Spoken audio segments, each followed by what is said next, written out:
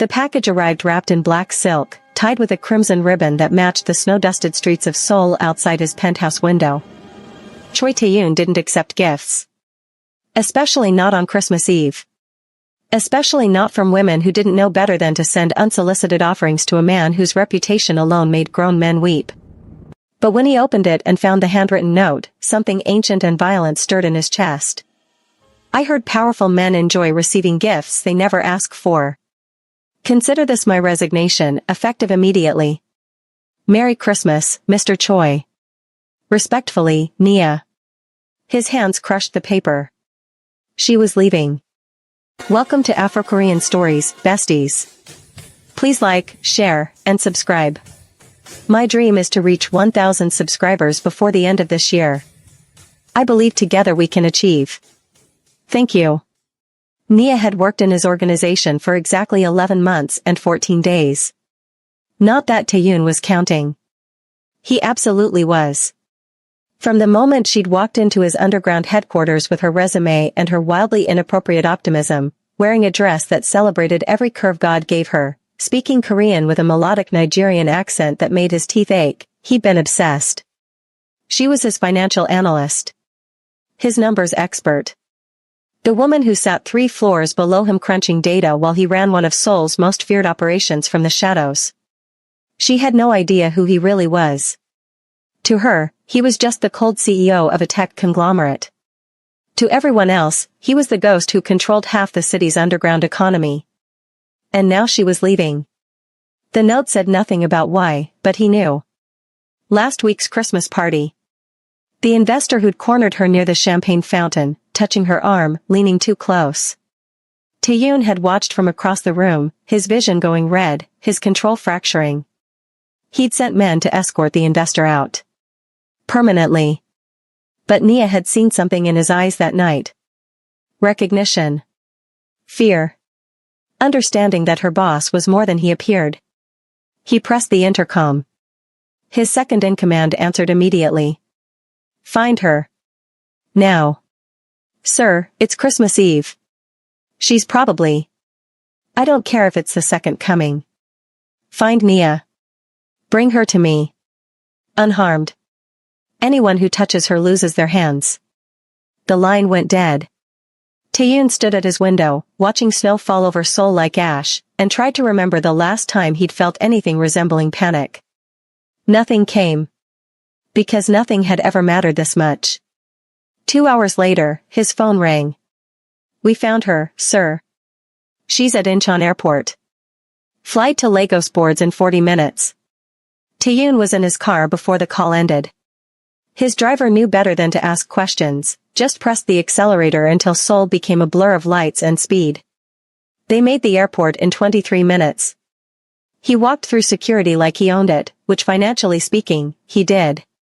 His people had eyes everywhere. Finding one curvy woman with natural hair and eyes that haunted his sleep was child's play. He found her at gate 17, sitting with her carry-on, wearing jeans, and an oversized sweater that somehow made her look more devastating than any cocktail dress. She was crying. Silently. The kind of crying people do when they're trying very hard not to be seen. Something in his chest cracked open. He approached slowly, each step measured, trying to look less like a predator and more like a man. He failed. She looked up. Saw him. Her eyes went wide. Mr. Choi. Nia. He sat down beside her without asking permission. You're leaving. I resigned. Properly. 2 weeks' notice is in your email. I don't accept it. She laughed, broken and beautiful. You don't get to decide that. I get to decide everything. His voice was soft. Dangerous. That's the problem, isn't it? You finally figured out what I am. Who I am. And now you're running. Her hands twisted in her lap. I'm going home for Christmas. That's all. Liar. He leaned closer, close enough to smell her perfume, something warm and sweet that made him want to destroy cities. You're running because you're scared. Of me. Of what you saw at that party. You had that man removed. Her voice shook. One minute he was there, the next he was gone. And the way you looked at me after, like you owned me or something. I do own you. The words came out before he could stop them. Raw. True. Unforgivable. I have since the day you walked into my office and smiled at me like I was human. She stood abruptly. He stood with her, blocking her exit without touching her, his body a wall between her and escape. Other passengers stared. He didn't care. Let them look. Let them see a man unraveling. This is insane, she whispered. You're my boss. You're, whatever you are. And I'm nobody. Say that again. His voice dropped to something lethal. Tell me you're nobody. See what happens. Her breath hitched. Taeyoon. First time she'd ever used his name. It sounded like prayer and curse and salvation. He stepped closer, crowding her space, giving her nowhere to go but into him.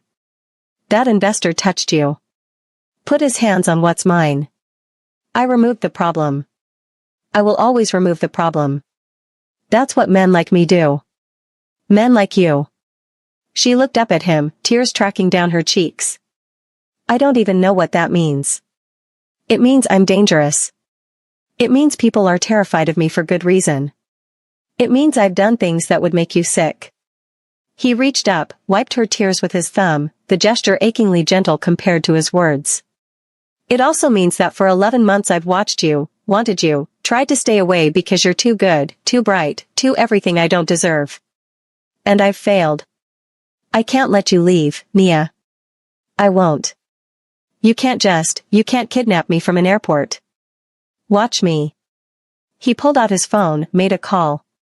Cancel her flight. All flights to Lagos tonight. I don't care how. Do it. She stared at him, horrified. Fascinated. You're actually crazy. For you? Absolutely. He pocketed his phone, took her carry-on in one hand, her wrist in the other. Gentle but immovable. We're leaving. You can walk or I can carry you. Choose quickly before I decide for you. The next moment was crucial. He saw her weighing options, calculating escape routes, probably mentally reviewing everything she knew about him. Which was nothing compared to the truth. But then her shoulders dropped. Surrender. Or maybe curiosity. If I go with you, you'll explain everything? Everything you can handle hearing. And if I can't handle it? His smile was blade sharp. Then I'll make you. They walked out of the airport together, his hand never leaving her wrist, her body tense beside his. His driver opened the door to the Bentley. Nia hesitated. He waited. Patient. Giving her the illusion of choice even though they both knew she was already his. She got in. He followed. The door closed, sealing them in leather and dim light and tension so thick it was hard to breathe. Take us to the house, he told the driver. Not the penthouse. The house. His private sanctuary outside Seoul that nobody knew about. Where he could explain who he was without surveillance, without witnesses, without anything between them but truth. Nia stared out the window as Seoul disappeared behind them, replaced by mountains and snow. I researched you after the party. After I saw, whatever I saw in your eyes. The articles call you the ghost. Say you control half of Seoul's underground economy. That people who cross you disappear. The articles are accurate. She turned to face him. And you're telling me this why? If you're so dangerous, so secretive, why confirm anything? Because you're leaving. Or trying to. And I've realized something tonight. He shifted closer, until his thigh pressed against hers, until she had to tilt her head back to meet his eyes. I'd rather you know the monster and stay than believe a lie and go. I'm tired of pretending around you. Pretending what? That I'm civilized. That I'm safe. That I don't think about you every hour of every day until it's like madness. His hand came up, fingers tangling gently in her natural curls, and she didn't pull away. That I didn't have that investor killed for touching you. Her breath caught. Killed. He's not dead. Just relocated. Permanently. with very clear instructions about what happens if he ever comes near you again. His smile was winter itself.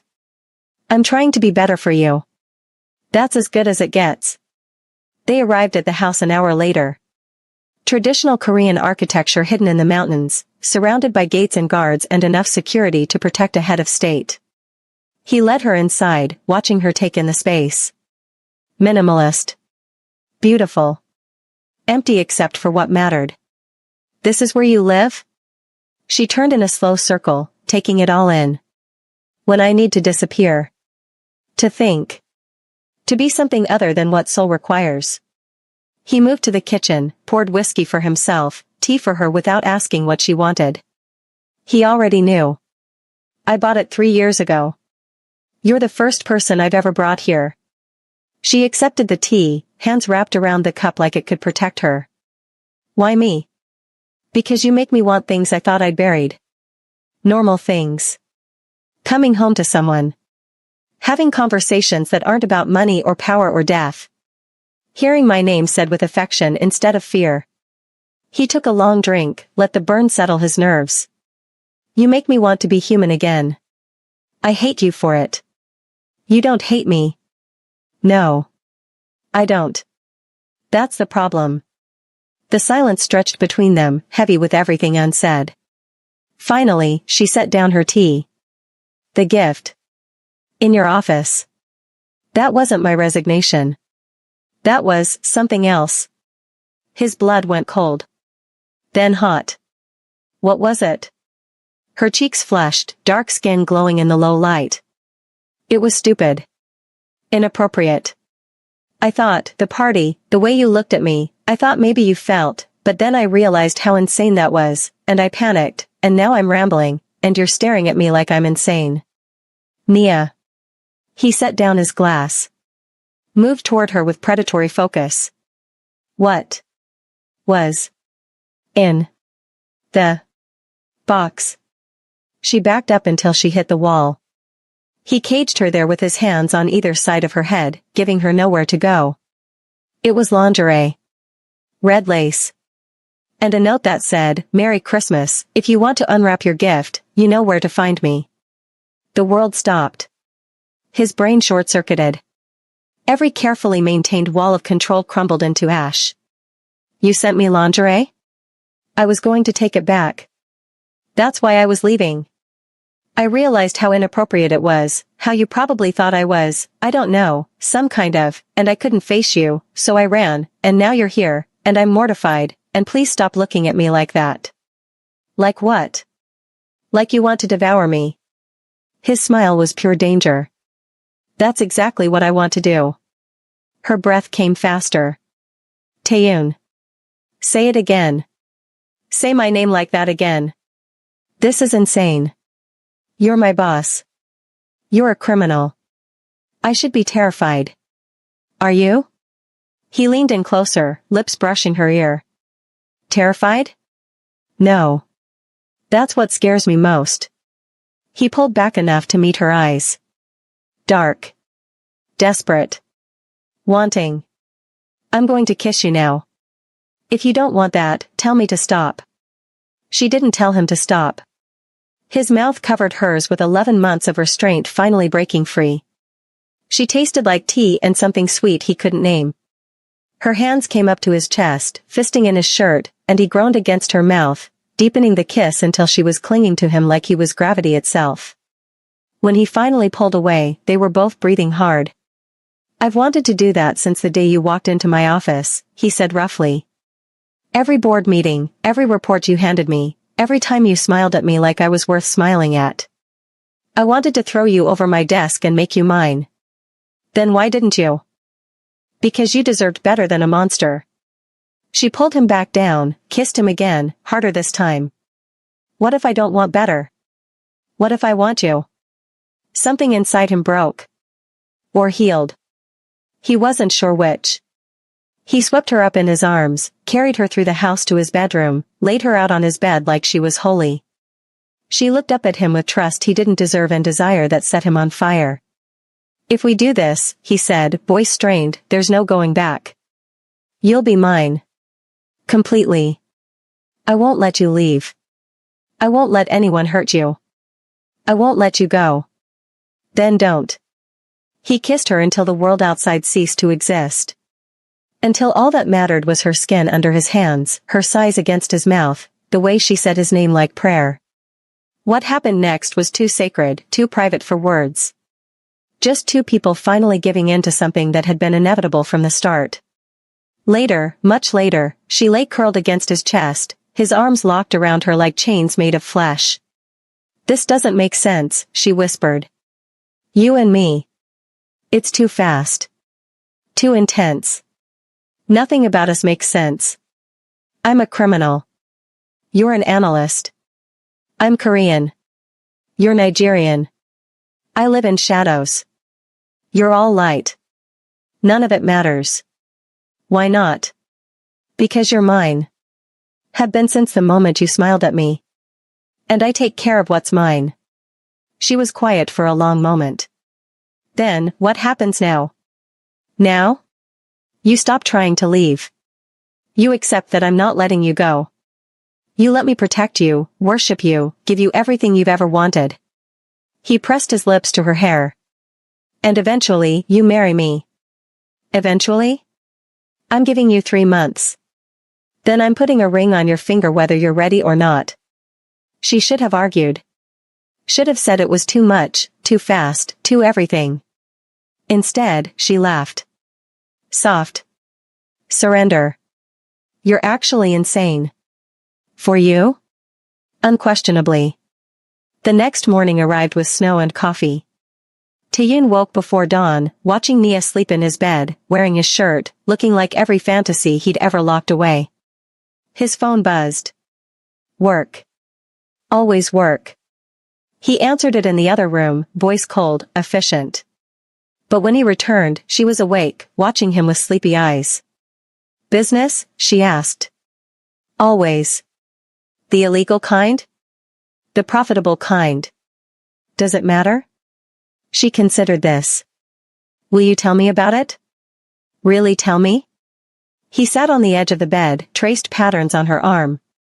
"If you want to know, I'll tell you. All of it. The money laundering, the protection rackets, the investments that aren't quite legal. Everything." "Why would you do that?" "Tell me everything? Won't that make me a liability?"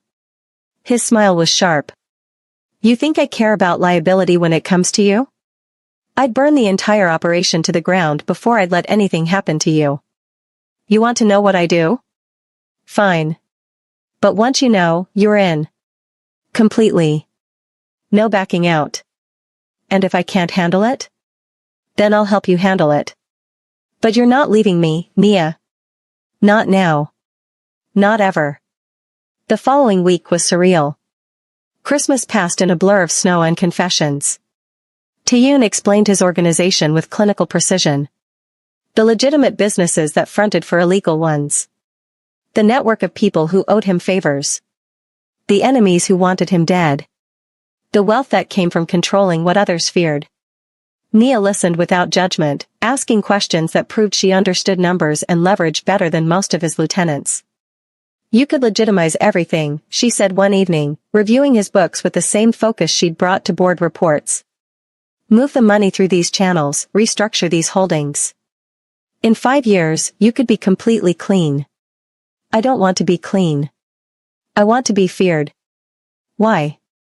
"Because fear keeps you alive. Love gets you killed." She looked up from the papers. "Is that what happened to your family? Someone loved them and they died?" His jaw locked. "Don't. Taeyoon. My parents were soft. Trusting. They thought being good was enough. It wasn't. I was 17 when rivals came for us. I survived. They didn't. I learned that day that mercy is weakness. That the only way to protect what matters is to be more dangerous than everyone else.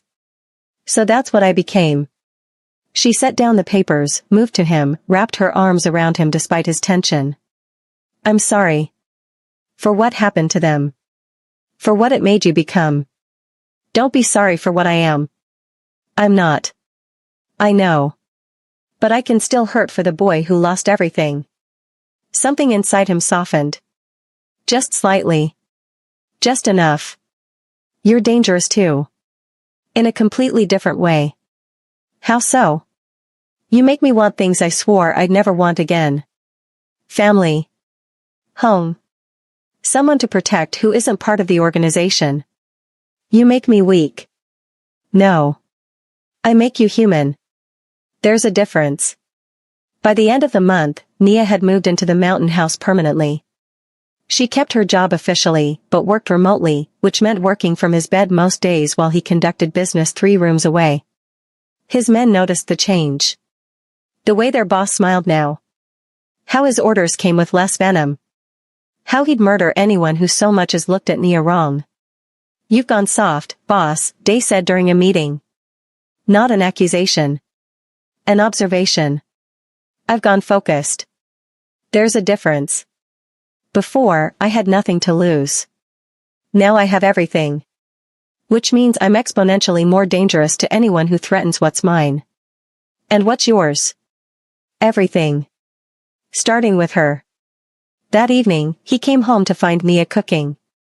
Actually cooking. In his kitchen. Making something that smelled like home and spices and everything he'd been missing. He stood in the doorway, watching her move, and felt something terrifying settle in his chest. Permanence. I didn't know you cooked, he said. She jumped, turned, smiled. Nigerian food. My mom's recipes.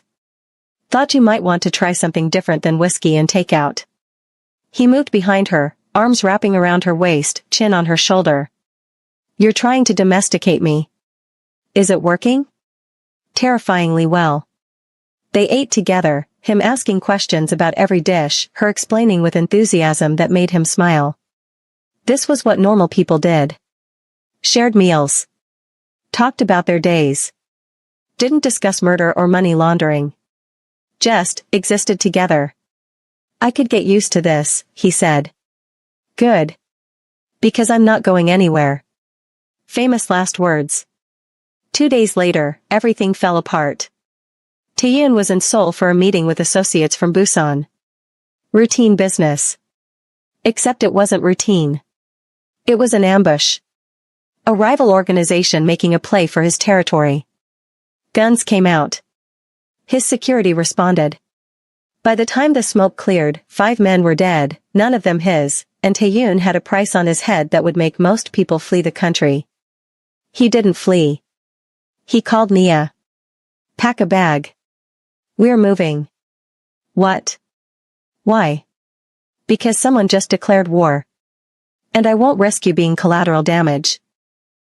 She was in his secure car within the hour, surrounded by armed guards, being driven to a location even she didn't know. Taeyun sat beside her, jaw tight, phone pressed to his ear, issuing orders in rapid Korean that made her blood run cold. This was the man the world feared. Cold. Calculating. Lethal. How bad is it? She asked when he finally hung up. Bad enough that I'm moving you to Japan until this is resolved. Japan? Absolutely not. I'm not leaving you. He turned to face her, eyes flat. This isn't negotiable. Neither is me abandoning you when someone wants you dead. Nia. His voice cracked slightly. They'll use you to get to me. They'll hurt you to hurt me. I can't, I won't let that happen. Then don't. Keep me close. Protect me. But don't send me away. The argument continued for 3 days while they holed up in a safe house in Gangnam. Taeyun's organization worked around the clock to identify the threat, eliminate it, send messages written in blood about what happened to people who came for the ghost. Meanwhile, Nia watched the man she loved transform into something darker. He barely slept. Barely ate. Just planned and strategized and prepared for war. You need to rest, she said on the 4th night, finding him in his office at 3 a.m. I need to keep you alive. I am alive. I'm right here. Safe. For now. But these people, they're not like the others. They're organized. Well-funded. Connected. If they get their hands on you, They'll do things that will make me beg them to kill me instead. She moved behind his chair, hands on his shoulders, kneading the tension there. Then make sure they don't get me. But don't push me away thinking it'll keep me safer. That's not how this works. He pulled her around, into his lap, buried his face against her neck. I don't know how to do this.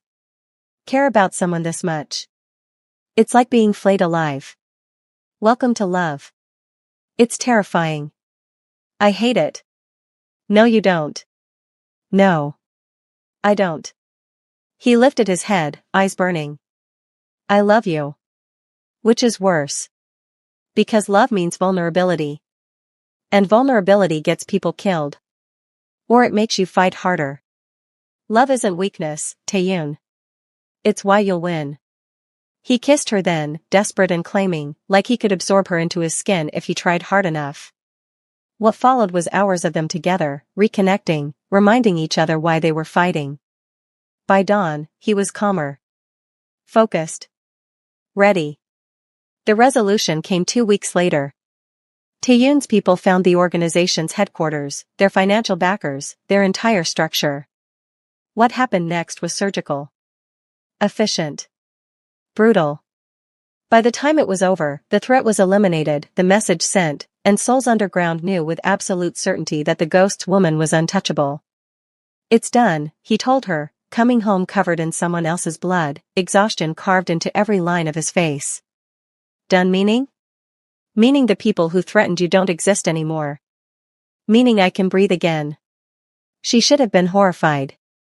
Should have run from the violence, the casual way he discussed ending lives.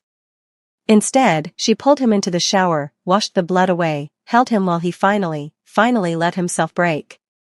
Just slightly. Just enough. I thought I'd lose you, he whispered against her hair. You won't. Ever. I'm here. Promise me.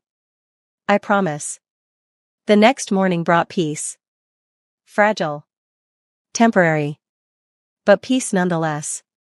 Taeyoon woke with Nia in his arms, sunlight streaming through windows, and made a decision. He called Dae. I'm out. Sir? The organization. I'm stepping back. You're taking over. Silence. Then, because of her? Because of her. Because I want to wake up like this every morning without wondering if today's the day someone uses her to destroy me. Because she makes me want normal. And I'm choosing that. The others won't let you just walk away. Watch me. I'm keeping my investments. My legitimate businesses. Everything clean. The rest is yours. Anyone who has a problem with that can take it up with me personally. No one took it up with him. The ghost had earned his retirement. By the end of February, Taeyoon had restructured his entire life. Legitimate business dealings. Consulting for organizations that needed his particular expertise. Investments that would keep him wealthy without keeping him criminal. And through it all, Nia. Building a life together. Making plans.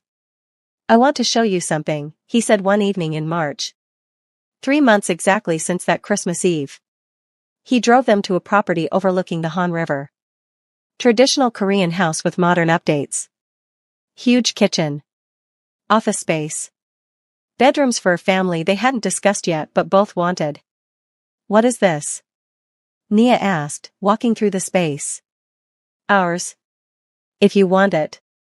I bought it last week. Thought maybe we could, if you're ready, make it official.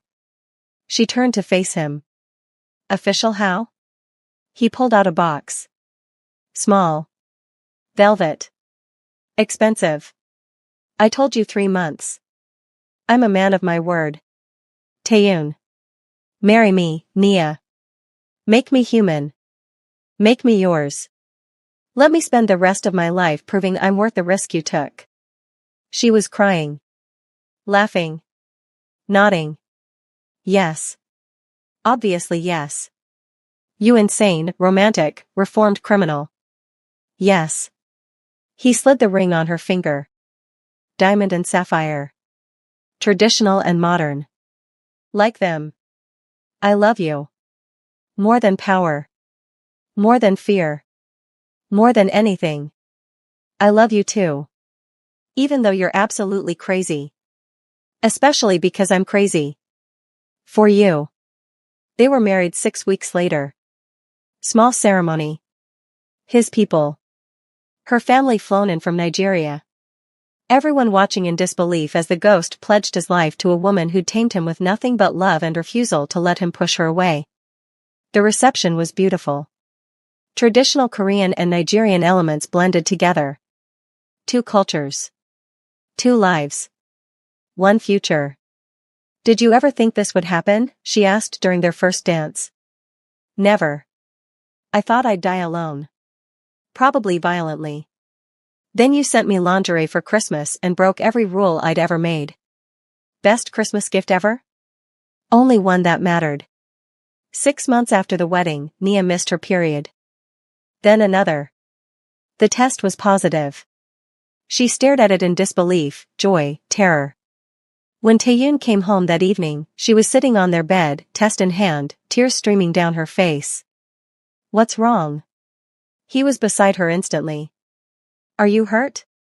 Did something happen? She handed him the test. Watched his face transform. Shock. Joy. Fear.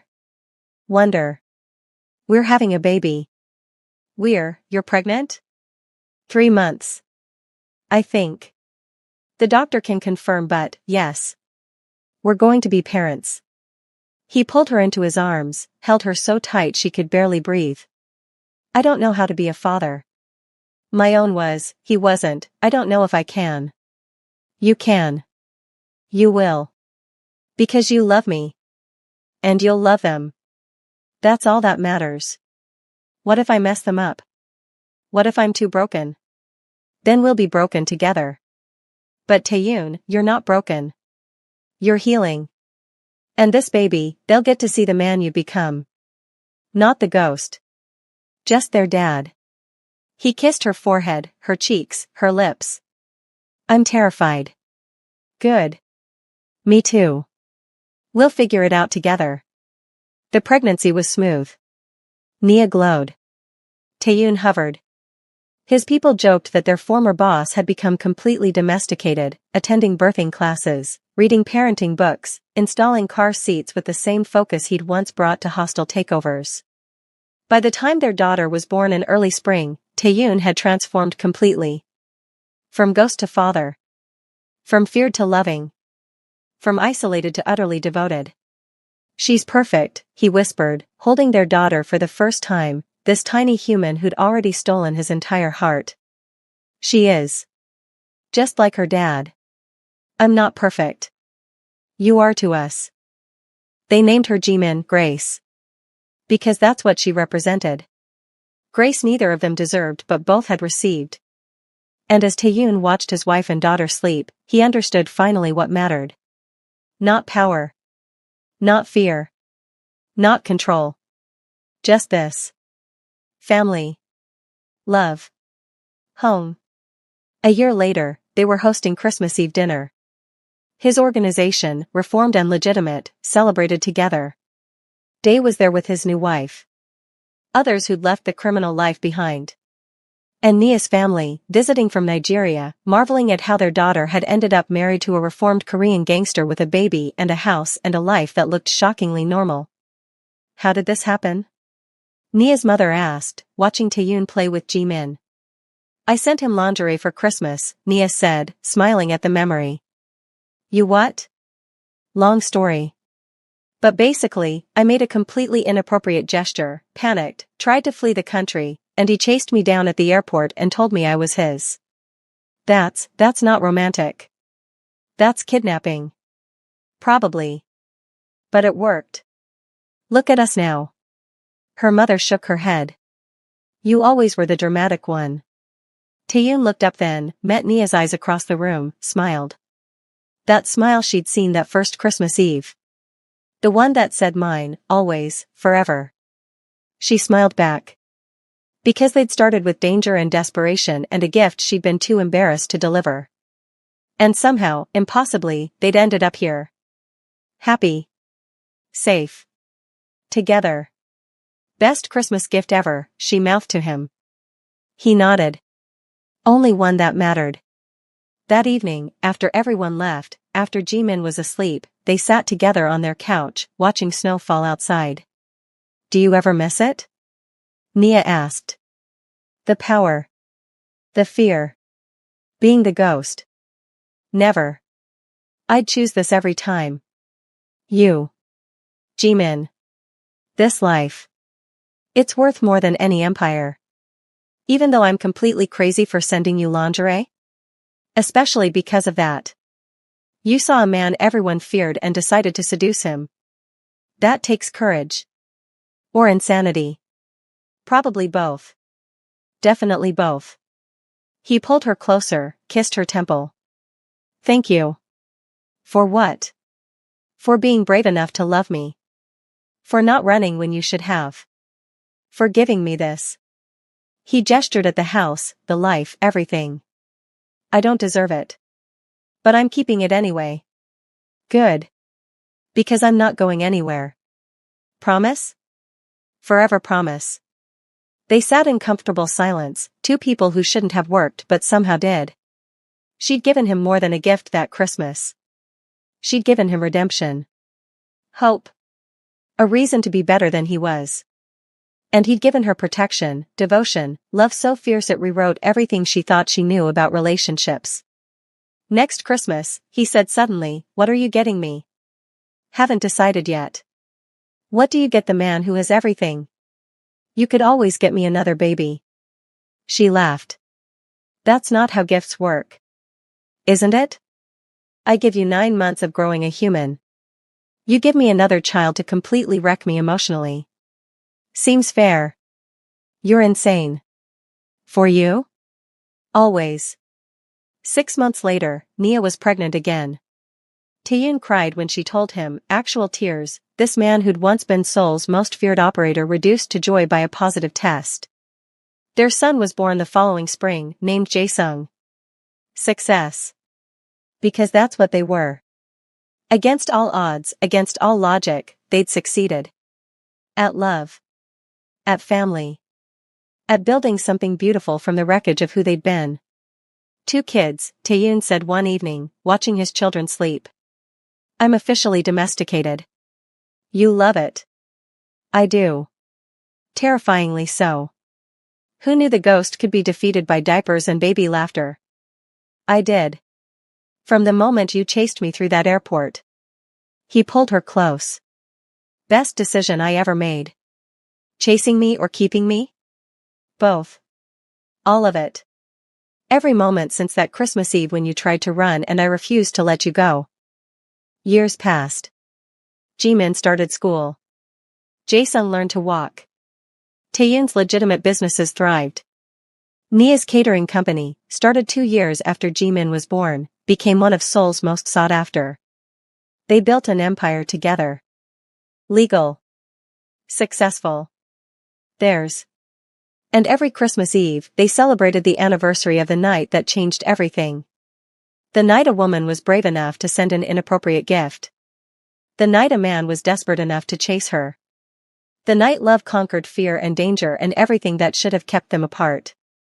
Do you ever regret it? Taeyoon asked during their 10th Christmas together, watching their children play. Regret what? Sending you lingerie? Getting chased through an airport? Marrying a reformed criminal? Any of it. All of it.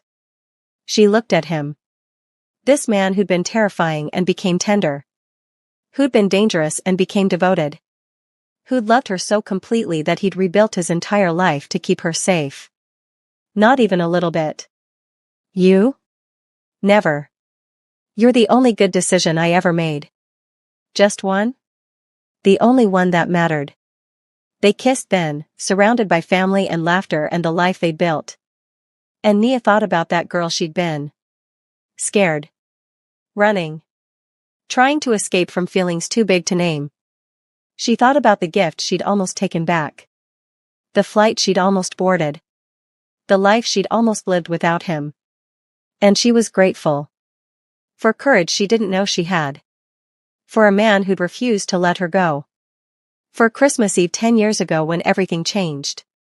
I love you, she whispered against his mouth. I love you more. Impossible as that seems. Not impossible. Just us. Just us, he agreed. And that was enough. More than enough. It was everything. The end came not with danger or drama, but with peace. With children growing. With businesses thriving. With love that had started dangerous and desperate and ended safe and sure. They'd beaten the odds. Survived the fear.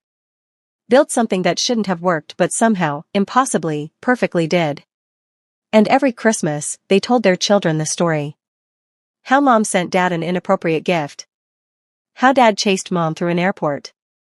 How love conquered everything. The kids would laugh, mortified and delighted. And Taeyoon and Nia would exchange glances. Remembering. Grateful.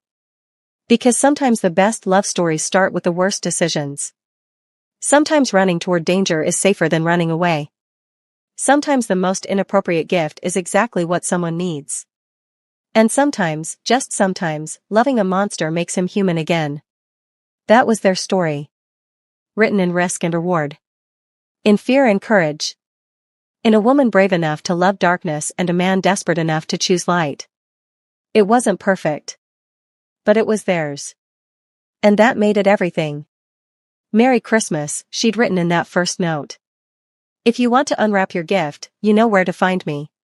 He'd found her. Kept her.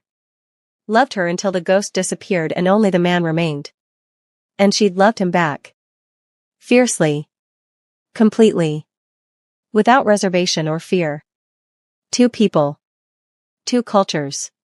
One impossible love. And a Christmas Eve that changed everything. The end. What did you think, besties? A woman sent Christmas lingerie to her boss and ended up married with babies and a reformed criminal husband. That's the kind of chaos we love to see.